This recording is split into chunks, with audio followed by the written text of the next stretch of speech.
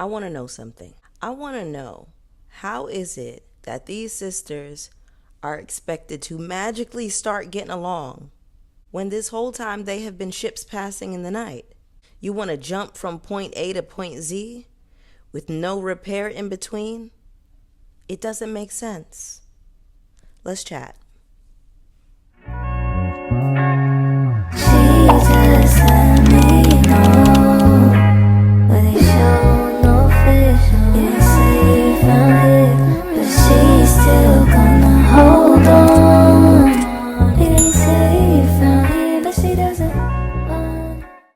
What's up, everybody? It's your girl Bonnie Scotch. Thank you so much for clicking on my video today. I wanted to bring you another review and I just wanted to apologize for getting this video out a little bit late. Around this time last week, I was recovering from an anaphylactic reaction to an iron IV infusion that I had. I mean, when I tell you, sweats, chills, arm swelling, skin burning, couldn't breathe, chest tight, abdominal area tight, couldn't walk, like the works. Really scary to be out of control of your body in that way, but I am feeling a lot better, and I'm definitely back on the mend. I am headed to the doctor in about an hour and a half to get my clearance to go back to work. So I thank you all for being so patient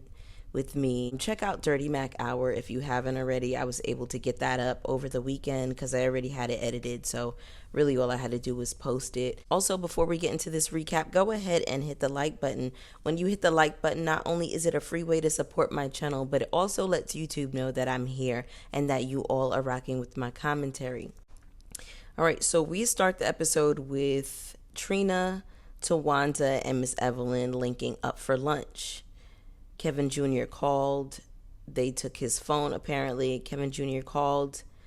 Towanda is doing some amazing PR on behalf of Kevin Jr. Now, the arrest, I heard about what happened. I'm not going to say what happened because I don't break stories. One of my subscribers, shout out to her, I forget her name. Oh my God, please forgive me.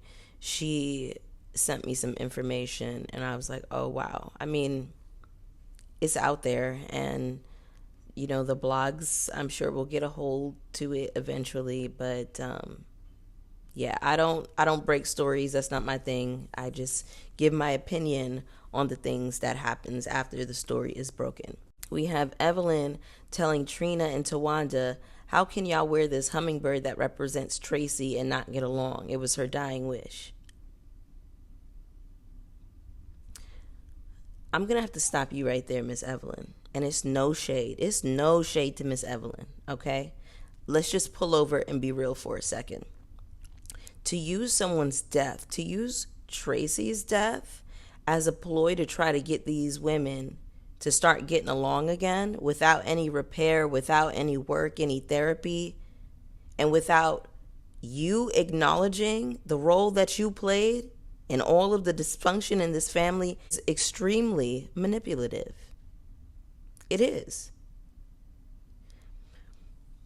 When I started my journey in therapy, it was so important within my healing that people who have done me harm could acknowledge the way in which they caused me harm.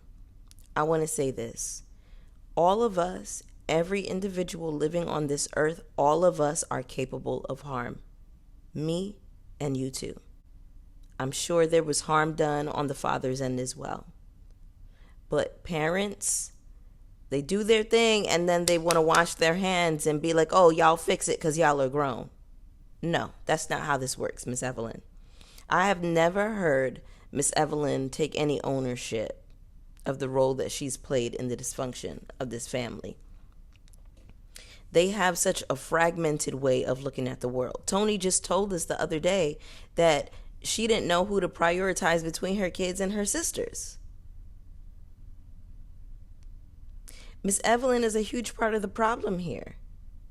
You can't say that this is Tracy's dying wish and then expect that that's going to heal the issue. Does that fix the issue, or does it simply appease you? They have issues, Miss Evelyn. That's just a fact. When parents can't admit to the role that they played in the dysfunction, it's all for naught. It's useless. You know what I mean? It's like you're in a room that's flooding and the water is still running in, and you, one single person, has a bucket and you're trying to throw it, and then the water is still gushing in. What? Let's make some sense here. Again, that's no shade to Miss Evelyn, but we really got to start calling things for what they are. I don't know. I just don't like using someone's death to guilt trip somebody, to shame them into getting along. That doesn't fix the problem. Even before Tracy passed, they weren't getting along. So Tracy's death has further exacerbated the issue that was already there.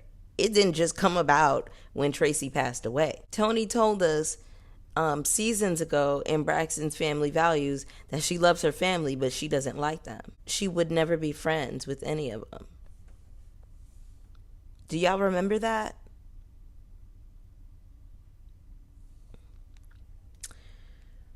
Then we got Tamar in the last episode acting like an absolute clown, talking about, oh, y'all don't tell me nothing. Well, what makes you think that you should have access to everybody's sensitive and vulnerable information? Maybe you cannot be entrusted with the information. Because you see how you jumped up and made the situation about you? Oh, don't nobody tell me. Well, are you trustworthy?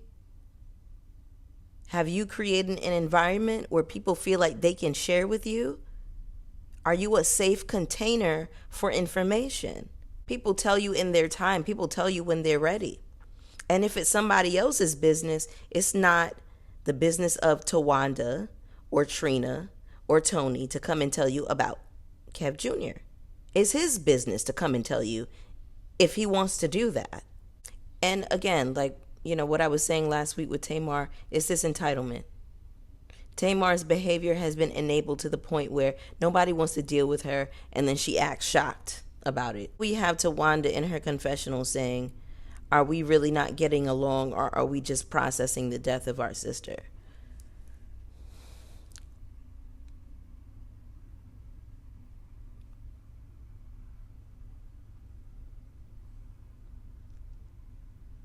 How is there supposed to be any resolve in this family if Towanda, the sensible, the responsible one, can't even admit that they're not getting along?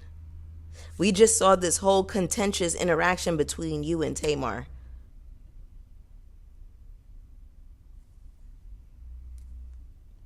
Now, obviously, Towanda and Trina are very close. And then obviously Towanda and Toni have a closeness. And then when you get down to Tamar, that's when things start to get a little bit crazy. Things start to get a little bit cattywampus. So you're getting along with all your sisters except for one.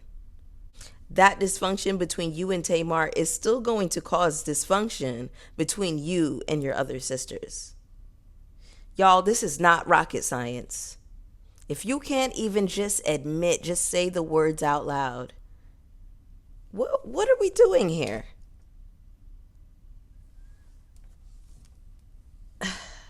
Then we have Miss Evelyn saying that Toni, Towanda, and Tamar have a wall up and they have to fix it. She can't fix it because she's the mom. Miss Evelyn, my sister in Christ. You can play an active role in the healing of your children if you choose. Just because they are now grown doesn't mean all of a sudden they can just fix everything themselves, right? Because the problem started in childhood. So they just grew up with those problems. Nothing ever got resolved. It's no wonder that in therapy, so often when you're healing, when you're going through these different techniques and obtaining new tools to try to process your grief and your trauma, oftentimes you do have to go back to your childhood. You do have to go back to a painful situation where something kind of rocked your world or changed you, or sometimes in even like more deeply traumatic experiences, sometimes your personality fragments off because that conscious being that you were at that time could not handle that traumatic event. So you kind of had to like fragment off and become somebody else to handle that. So to talk about, oh, they're grown and they need to fix it.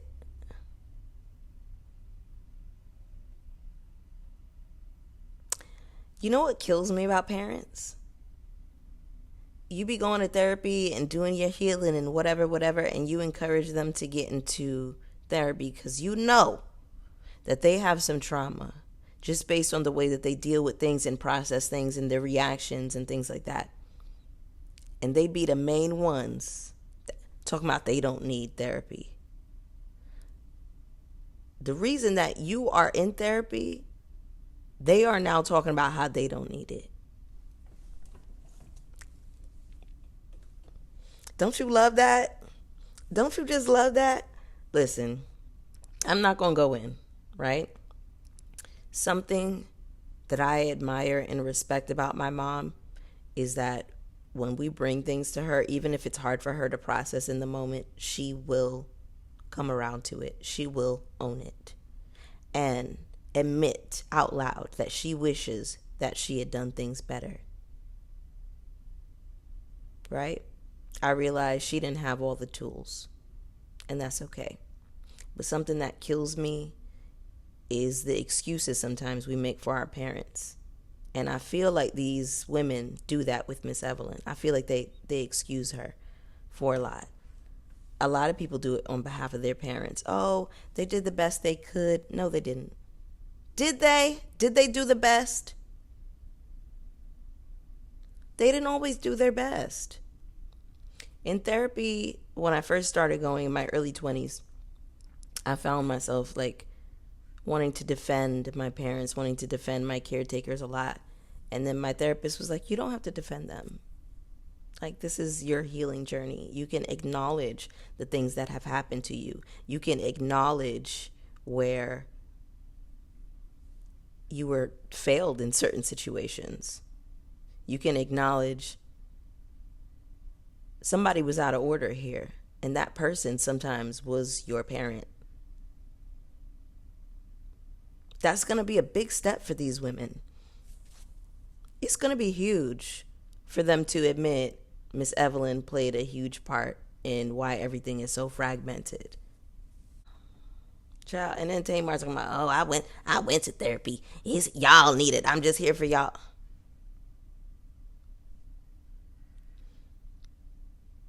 I'm sorry.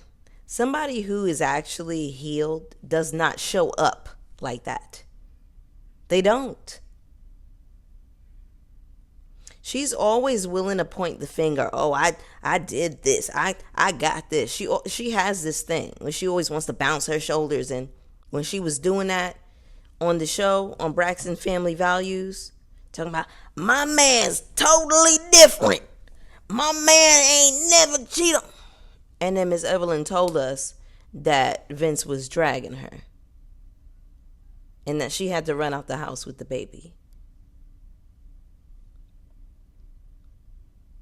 And now it's, oh, I've been to therapy and I've been to grief therapy and I did my work and that seemed like the response of a healed person for real, y'all. Let's really, really like get down to it for real. The other thing that I wanted to mention about healing is that healing is not a linear or definitive process, meaning like there's no one way to get to it, right? It's kind of up and down. You'll have good days and you'll have bad days. And then the other side to it is you will forever be processing things. We are always healing, so it's not a one-stop shop when it comes to healing. It is a forever process, and I just wanted to make that clear. All right, so we have Toni meeting up with her music director and her manager. She is working with Cedric the entertainer, And I learned that they are doing this tour together because it's hard to insure Tony because she's sickly, of course, you know? So if she drops out of the show, they want to have insurance. They want to make sure they can still, make good on those seats that were sold, right? She's talking about her anxiety about getting sick again. And y'all, this is a little too real. It's a little too raw. This is reality TV. It just reminds me of like how reality TV once was. It doesn't feel overly produced. It's just like, wow, this is some real shit that's going on with this family. So Tony is trying to have some type of preparation for, what are we going to do if I say I'm tired, or if I say I can't do another show, or if I can't push through? Like, what is that going to look like? Her team seems really supportive, and I was really happy to see that. Tamar and Evelyn are meeting in the park in this scene. I think that this is the best Tamar has looked. The hair, the cut, the color, the bang. Keep this look, Tamar. This is everything on you, girl. It works. It just works. It's so beautiful. By the way, I had no idea that Tamar and Miss E had a cooking show together. That's really cute. Tamar also shares that she felt like her mom was alone a lot, so she didn't like that. She wanted to go and change that, and I think that's fab.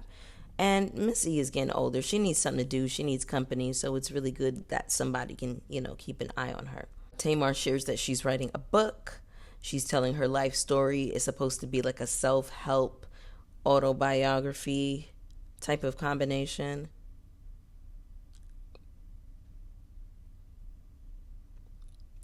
Who's looking to Tamar for help? Tamar, baby, you can't even help yourself. So who are you giving advice to? An autobiography, a memoir, that's cute. Tell your life story. It deserves to be told. You should. An artist of your caliber should have that documented. Sure, I get that. Self-help, get very serious. Anyway, I did resonate with what Tamar said about feeling like she's going to be in therapy forever. Me too, sis. Okay. That's why I'm trying to find somebody that I can really bang with long term, because I feel like being in treatment is going to be a lifelong process. I like how I feel when I'm in therapy. I just feel a lot more clear in my headspace, so, and more open in my heart space as well.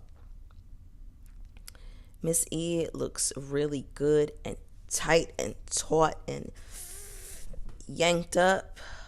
Miss E looks good, y'all. And then we see Tony at rehearsal. She looks great as well. It's so crazy, like, to know how sick she is, and then she looks so amazing. But then, like, you're watching her in the rehearsal, and you can tell she's, like, really going through the motions. She's, like, she's tired. She's fighting to, like, be Tony Braxton. Ooh, that's heavy. Right, so Trina is meeting up with Spirit, the grief coach, the grief counselor. I think Spirit is so sharp and beautiful. I just love this, like, this gray bob on her. It's so cute. She always has on a nasty pump. I live for Spirit, y'all. I really do. So Trina is fearful about her relationship with her sisters. She's saying that the only time they ever came together was that first session with Spirit. Her thing is, who's next? And will it drive them farther apart? That is such a valid concern for Trina to have. You don't know who's going to go next. And y'all carrying on like this, and is it going to drive everybody farther apart? Spirit is asking her to open up about the snapshot she has strung together to make a movie. And Trina says that she can't talk about it. No shade, but girl, why are you there if you're not going to talk about it? I know that she charges by the hour. You might as well go and get the best out of the situation. You know what I mean? Be as open as you can to the process. You can't go to therapy and just be shut down. It makes sense when a kid does it, but like when it's an adult, and it's like, I get that it's hard, but you have to do it, you know? Spirit tells Trina that She has to be open because sleep and being able to redirect her thoughts is going to be so crucial to her recovery process. I really bang with spirit, y'all. I really mess with her. Like, she just seems like she's really thorough and she's on top of her shit. And I really dig her energy. I'm like a vibes person, and she gives me such a great vibe. Trina shares that she was almost punished for grieving Gabe when he passed away. Gabe is her ex husband who passed away of cancer. This pissed me off to learn this about Vaughn, right? Because it's like on the tail end, after this conversation with Spirit, he seems like he's so attentive. But then to learn he was acting like such a jerk and such an asshole, I'm like, what is that about? Men can be so heartless sometimes. You would think that this man would say to himself, okay, she just lost somebody that she built a life with for 16 years, somebody who helped her raise her children. It is perfectly normal to grieve, even if you hadn't been with them for a certain amount of time. What if it was just like an ex that you had been with for like a year? I don't know. It's still normal to grieve losing a person, no matter what your relationship was to them. Ex-boyfriend, sister, brother, friend, whoever. Like, it was just like really weird to hear that. And I felt so bad for Trina, because it's like you trying to go through your process and like go through the grief of losing this person is already hard enough. And then you got to manage the feelings of a very insecure and heartless person who can't even like in the moment know like, okay, this is not about me. That was weird. That was really weird to me. I didn't like that, y'all. I didn't like that. Trina shares that Gabe used to visit her, and so does Tracy in her dreams. And this is what I was talking about in my last recap as well, the gift of sight, clairvoyance, right? I have this gift as well. I dream things. I sometimes see my great grandmother in my dreams. Rest in peace, grand. She hasn't visited me in a while. She's done it a few times, but every time I feel so much relief, and I was understanding what she was saying, and like sometimes like it hurts her and sometimes it helps to see that person. So I totally understood, but I just love like the spiritual aspect of it, and just like how these gifts are mentioned so casually, but a lot of us have them, and our parents and our grandparents have them, like, I have these dreams, and then sometimes I have what is called clairaudience, where it's like you can hear things from the paranormal, not like literally, like some people hear voices, some people hear their ancestors and their spirits or whatever, but sometimes clairaudience can be like a conversation from a stranger that like spirit put on them to come and tell you. Or sometimes it can be like a song that's like playing on the radio, a commercial that gives you a certain message. Like if you are open to hearing things, if your sensors are like, you can get the message. Some people have the gift of taste, like they'll randomly like have a taste for something that like their ancestors used to eat or whatever. Let me see what it's called. It's called the taste. Clairgustance. Some people have claircognizance, where it's just like a firm knowing in your body. You can't explain it. You just know whatever the situation is. Some people have clairsentience, where they physically like can touch an item and they can feel the presence of the paranormal. So like, I don't know if you've ever watched any of those shows with the mediums, but they'll ask you to bring like an object of your loved one, like a necklace or a brush or something like that, and they'll hold it, and then they'll start to like get a picture, you know what I mean, just based off of that energy. So I just love like when people talk about the gifts that they have, because all of us have them. They can be further developed. You got to pay attention. I used to write down my dreams a lot, and that helped me to be able to recall my dreams and just have better sight and better visions, and like kind of like put the pieces together. Like, you ever like be trying to like put together, like the symbolism in your dream. Like, what does this mean? You start looking up stuff. But anyway, I just thought that was really cool. Towanda, she's picking up the kids from school. Oh my God. Her kids are teens. It is so crazy to see these babies grow up on reality TV, but they are so, so cute. Towanda is still with Sean, so shout out to them. I didn't really know how to receive his energy when he first came on the show, and I don't know why I'm saying that because I don't remember anything distinctly about him. I might need to go back and rewatch, but I keep saying that, but I know it's going to be a heavy watch, and then like all of those scenes with Tracy. Oh, I was watching a clip of Rodney the Voice's last review. I didn't watch the whole thing. I just maybe caught like the first maybe 5 to 10 minutes, but he pointed out something that I completely forgot. Remember when like they used to show on the screen, like when they were introducing these personas to us, Towanda, the responsible one, Tony, the superstar, Tamar, whatever. Tracy's marker was the wannabe. That hurt me because I forgot that they did that. That wasn't okay. But Towanda, one of the producers, gets a call, passes it to Wanda. It's Kevin Jr. Apparently his phone was confiscated, so we're going to find out what all was going on with that. That was the episode, y'all. Go ahead and let me know what you all thought of this episode. So far, I'm really, really enjoying this series and just how real it is and seeing these women on my screen again, but